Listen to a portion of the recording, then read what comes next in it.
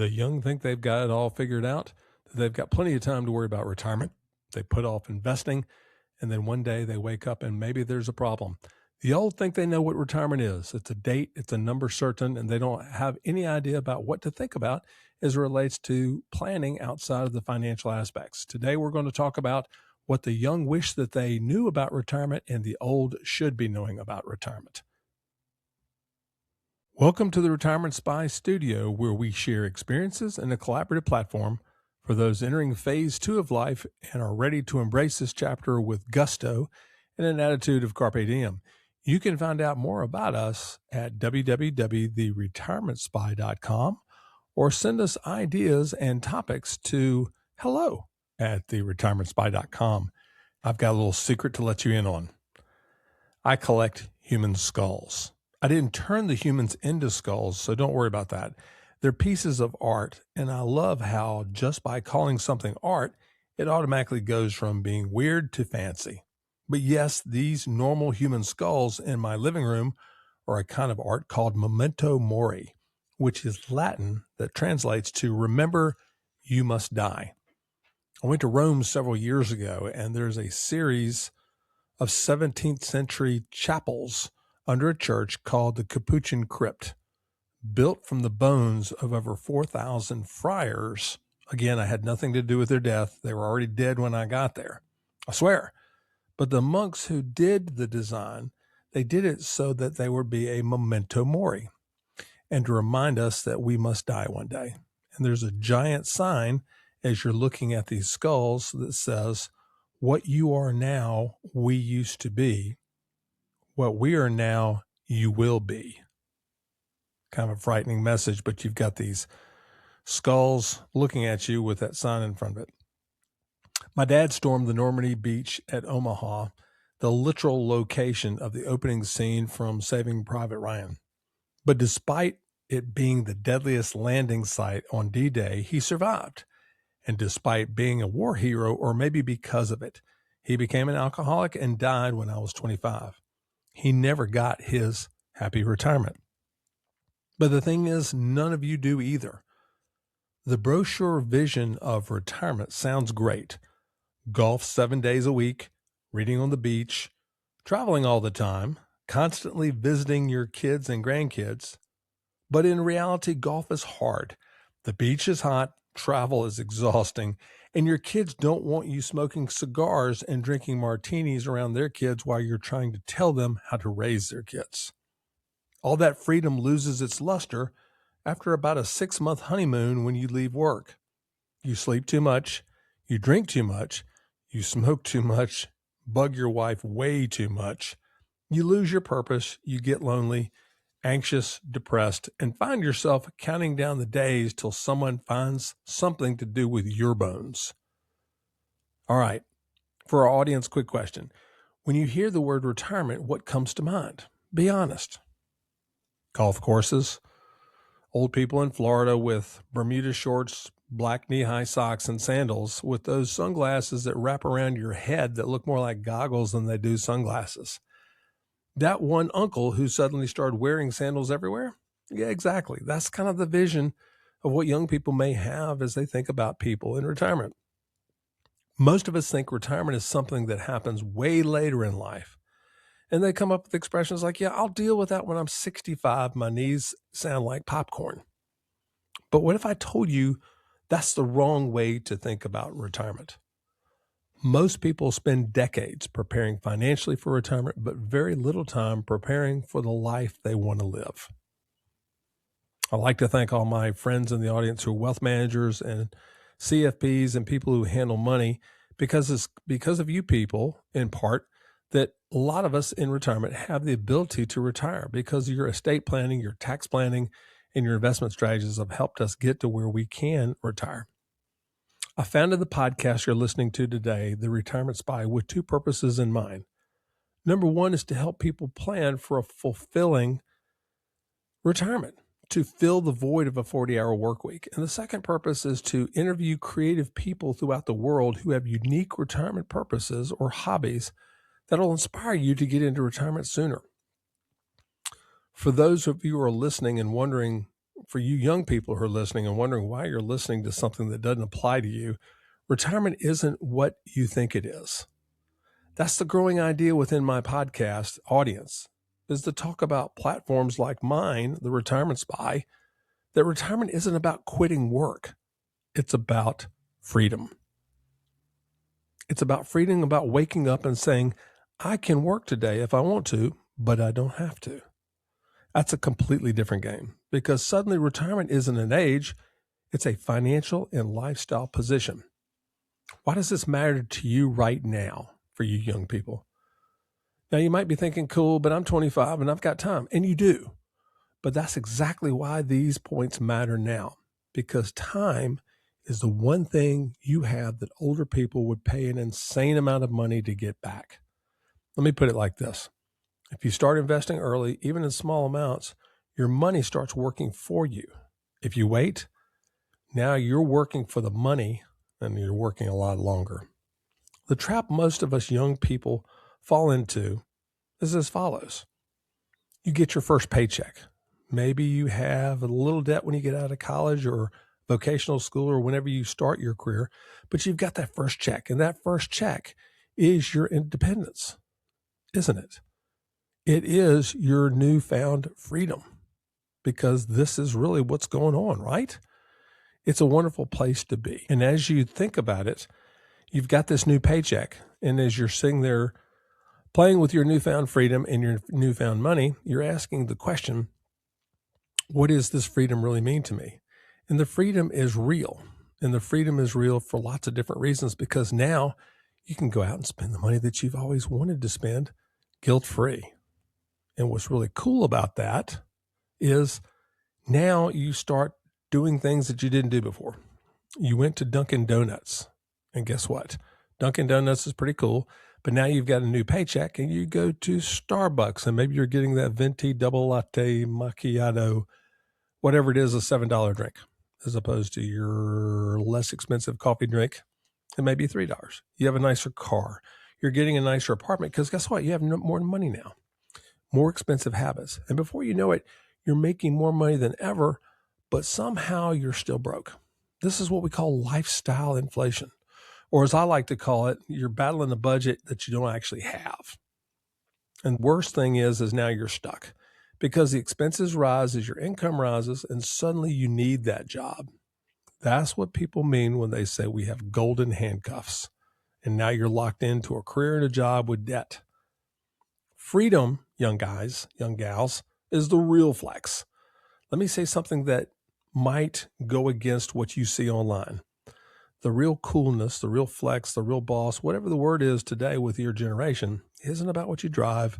It's not about your watch. It's not about your followers on your social media. The real flex is freedom. Freedom to leave your job that you hate. Freedom to take risks. Freedom to go back to school so that you can continue your education to do something different. Freedom to take a break without panicking. Now that's power. And that's really what retirement's all about, is freedom and power. So what do you actually do as a young person? Let's make this simple. You don't need to be a financial expert. You just need a few solid habits. So let me give you a few of those. Number one, live below your means. Not like a monk, but someone who wants options. I've been a 100% commissioned employee all my life, and I think the last paycheck I got, meaning stable income, was when I was 25 years old.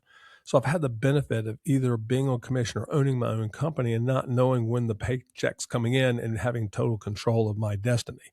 So I spent money a little bit differently. For example, let's take a look at what small financial impacts are. The delta, meaning the difference between your Dunkin' Donut coffee and maybe your more expensive Starbucks, let's just say that's $4 a day.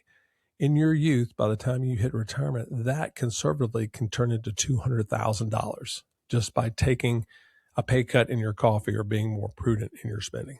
Think about what that would mean if you did that in other places in your life. Second, start investing early. Even if it's small, consistency beats intensity. And your financial planners, your wealth managers, and your buddies who are very well attuned with financial analysis can tell you the power of compounding and what that means over a period of time. Third tip of what to do is to build more than one income stream. Now, that may not be fair. I'm a workaholic and always have been. One job is good. Two is better. When I was going up through the commercial real estate industry, I bought apartments on the side. And so I had a side hustle, so to speak. I just got back from PodFest 2026 in Orlando, and you've got thousands of people in Orlando who are doing podcasts on the side, just like me. But I'm doing this to build a community, and a lot of people down there are really trying to have a side hustle to build extra income stream. And it's a wonderful thing to do. And as a matter of fact, I had no idea how popular goats were. I met the Goat Lady or a goat podcast, and I was just absolutely amazed at people who have different interests that you might be able to take on for a second income stream. But even if you don't want the second hustle, you can improve your career and your paycheck by doing continuing education to advance your own career with different certifications and things that you know within your industry that'll help. The fourth piece of advice is probably the most important. Young people, I want you to actually think about your life. Nobody asks this, but it's important. What do you want your life to look like in retirement? In 5 years, 10 years, 15 years, 20 years. Not what Instagram says your life should look like, not what your friends say. I had the benefit of a life coach when I was a young man at age 30. He propelled me to look at 5 years, 10 years, 15, 20, and 30 years and what that would be and actually write it out. How much money I was going to make, how much net worth I had, how many kids. Told me to write down everything. And it's amazing when you put a plan in place like that together to visualize what your life will be or what you want it to be, how it can come true. And I've been very blessed. Here are the mistakes to avoid, young people. Let me save you some pain. Don't chase status. It's expensive and it's temporary. Don't ignore money. It affects everything. And don't wait till later. Later comes so fast. And don't build up a life you constantly need to escape from, if that makes sense. A better definition of success is that success isn't just money. It's control over your time, peace of mind, the ability to choose your own path.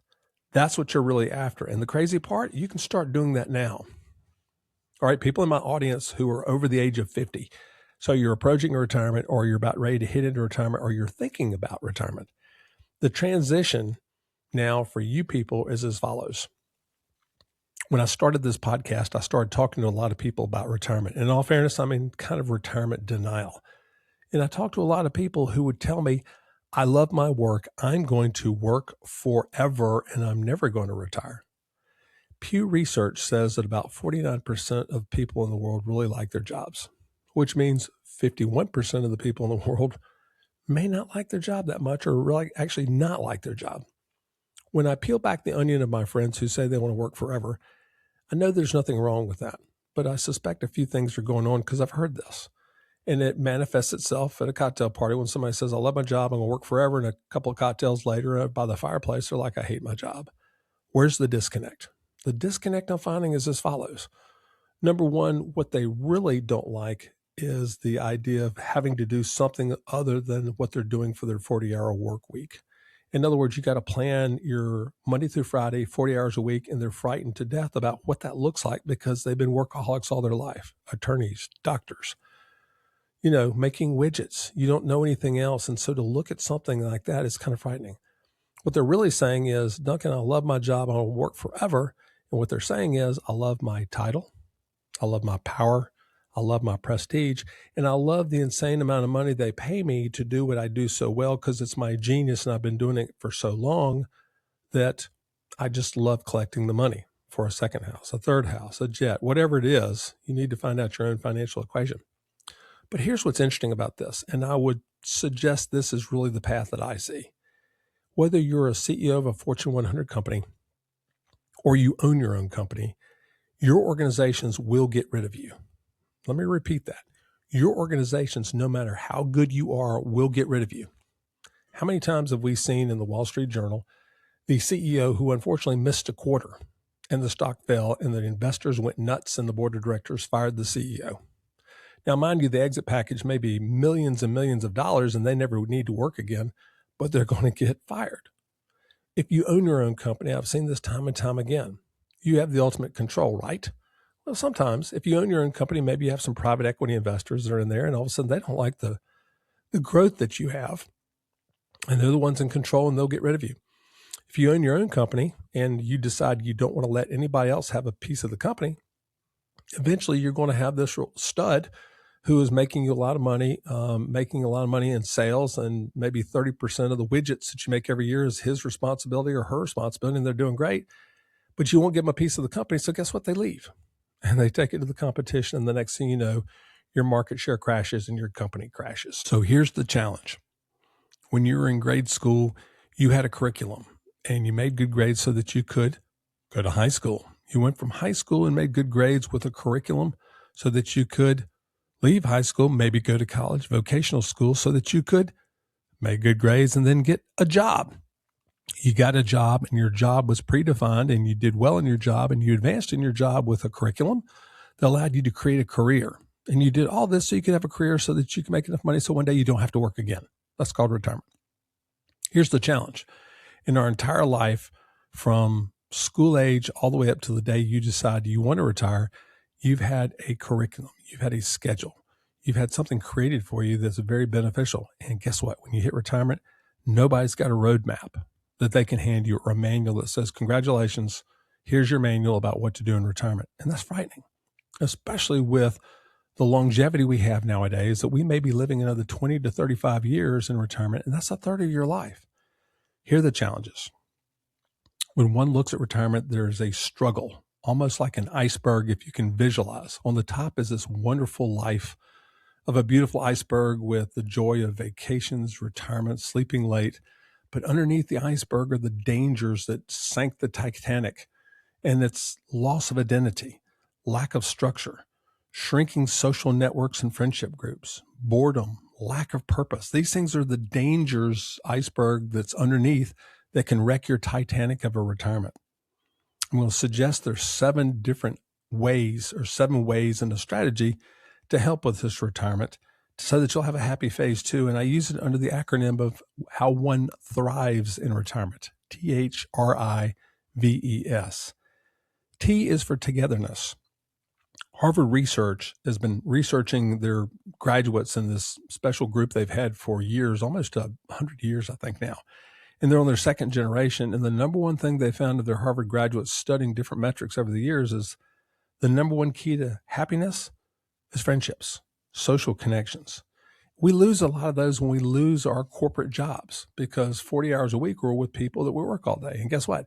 If you're the boss, nobody wants to be your friend anymore because they don't have to be your friend anymore.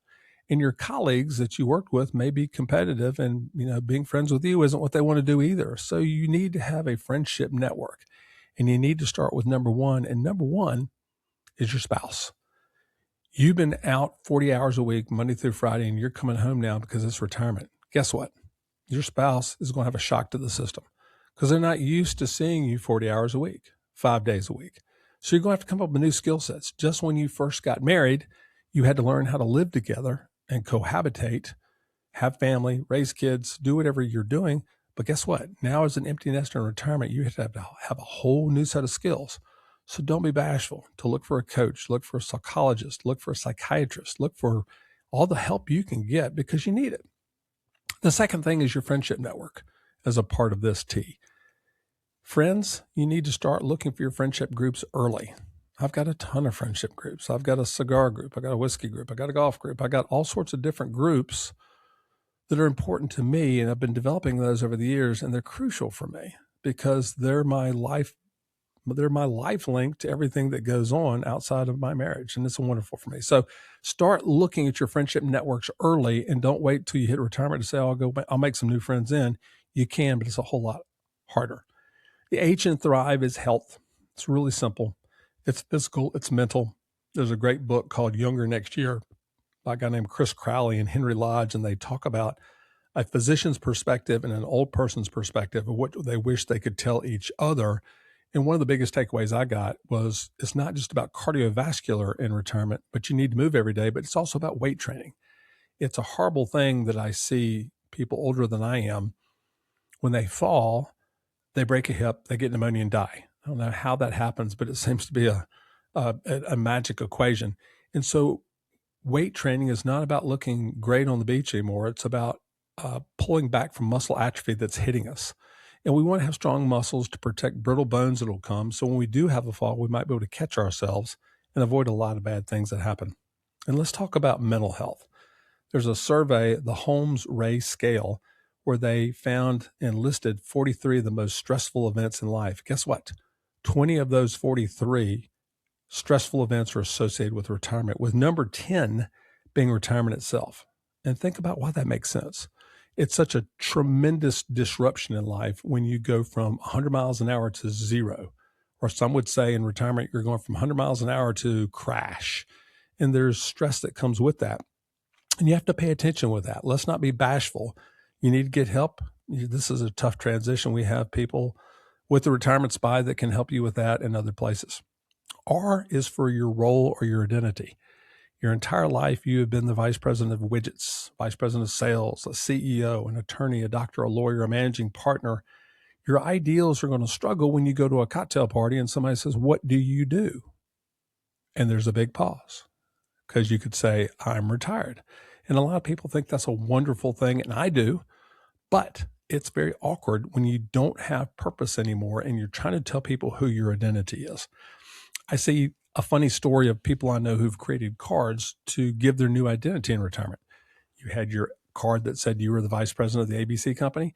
New cards now I've seen are people that put a card that says, "My name is Bob, I'm CEO." And it's got an acronym that says Chief Entertainment Officer. He sets up travel, golf groups. He just loves throwing a party everywhere he goes in retirement. You need to identify who you are in retirement, and that's a big deal. A key thing to look at is a great book that I've had for years called The Strength Finder by Tom Rath. That's put out by Gallup, I think. But it gives you kind of what your genius is, what your DNA, what you're really good at your core. And one of mine is called the connector. I love putting people together. In particular with my podcast, I try to connect people who are struggling with retirement to those who've been very successful in retirement to help bridge the gap with stories and solutions like this. Take a look at the book because it'll help you with what your true DNA is when you're looking for purpose. And more importantly, helps you also with your spouse. Have your spouse take a look at it too. My spouse is a maximizer, which means I am consistently being challenged to improve myself. So I think eventually when I die, I'm going to be the best husband ever once I finally get there. I is for intention on Thrive. It's intention, it's purpose. It's what gives you life meaning after you leave work. One of my intentions is to help my friends, as I say, entering into retirement, to do so with joy. We're also children of God. So at your inner faith, whether you have a belief or you're agnostic or atheist, you need to have some center of yourself. And within my faith, I'm a child of God, and I know that to be true. So you need to take a look at that as you're defining your purpose and your intention in life. V is for value.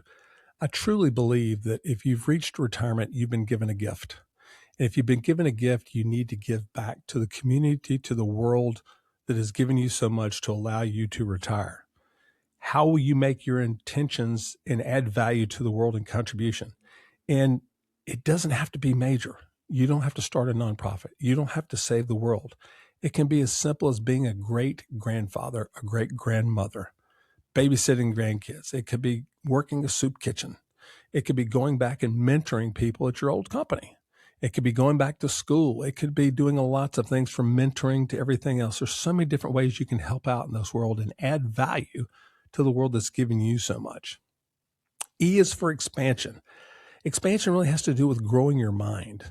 As we atrophy with our muscles physically, we also have atrophy in our mind. We're getting a little slower than we used to be. It's never been easier now to have great education. There are free courses online. Go to YouTube. You can find great information and answers on anything. Places like MasterCourse, Udemy, Coursera. There's so many different places you can go to learn how to play a musical instrument, to go back to learn coding, to do all the things that you really want to learn, and it's easy to do. In Georgia, where I live, you have a program within the university system. If you're over 60, you can go back to college for free. Now, the key is you've got to get in, you've got to apply for a program, and it's kind of tough bringing up your transcripts and your grades from 40 years ago. But if you do so, you can sign up for courses and you can be a part of it. The only caveat is that if the class is full, you've got to wait till the next semester because it's only available if there's a slot available. But it's a wonderful opportunity to go back and do something that's really meaningful and to continue to expand your mind. You can learn how to be a podcaster, just like we are here. Write a book, learn pickleball. Think of all the possibilities. And the last part of how one thrives is S, because this is so important, is its structure. At the end of the day, we've got a Monday through Friday that our organization's planned for us.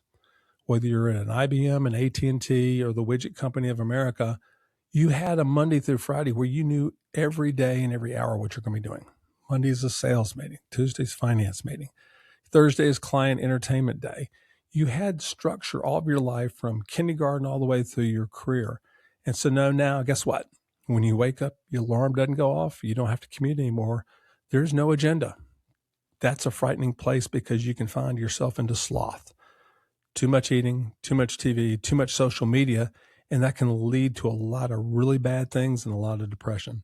So come up with a structure that has you taking care of your body with physical and mental health, that has you interacting with your friends that we had mentioned here earlier, that has the opportunity for you using your identity to give back in the world. And that's something that's important, and you have to take a look at that structure very intently. In closing, and as we wrap up here, here's the truth I hope you will carry with you from our podcast episode today. Retirement isn't an age. It's a mindset. Long before you ever step into it. If you're young, don't wait for someday. It's going to come sooner than you imagine. Time is your greatest ally, and the habits you build now will quietly shape a future you'll be proud to live in. And if you're a little further down the road, know this. It's never too late to adjust course, to get intentional, and to reclaim control over what comes next. The young underestimate how fast time moves. The old often wish they had understood how powerful small, consistent decisions could be. But now, today, you have the advantage of both perspectives. So start where you are. Be deliberate, be curious, be patient with the process, but relentless about the goal. Because the real win in retirement isn't just about having enough money.